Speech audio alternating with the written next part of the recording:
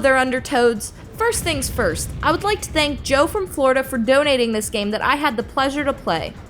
I can't say I ever played this game as a youngster for my Nintendo 64, because usually when it came to racing games for me, I was either chucking Koopa shells at my enemies or electrifying them while they were in ice cream trucks. However, I'm very glad to have gotten the chance to try Extreme G for the N64.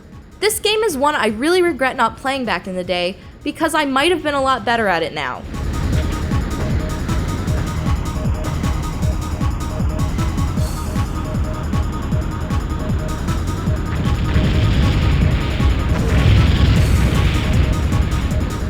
Extreme G plays a lot like you're riding a motorcycle on a roller coaster track, and you cannot fall off.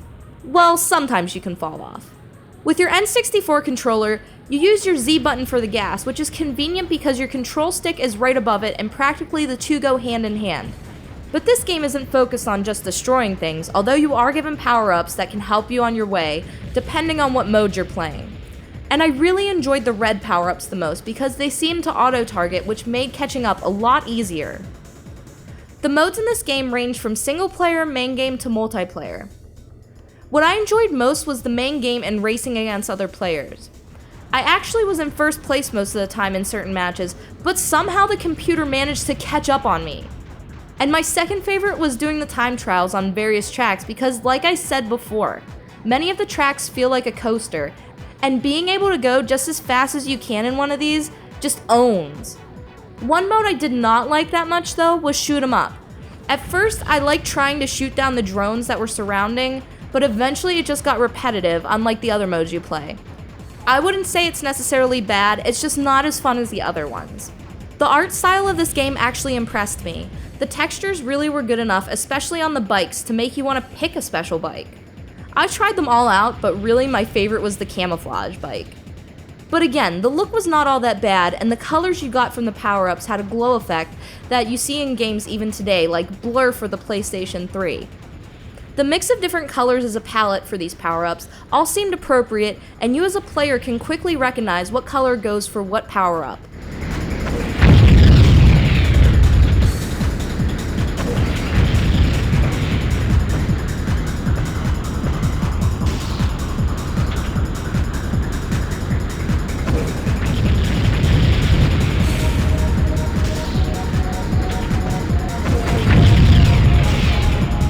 This game has me wanting a taste for more games coming out in the future, as if they were all futuristic racer games.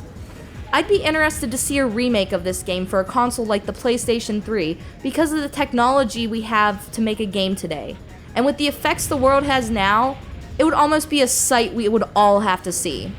Extreme G was definitely a great time to play, and I almost wish I had a time machine to go back and play this when it came out. I almost feel like I'm missing a chunk of my childhood for not having have played it then. But yet again, thank you Joe for the donation. I almost wish now that I could go to an amusement park and just take a street bike down the biggest coaster that they have there.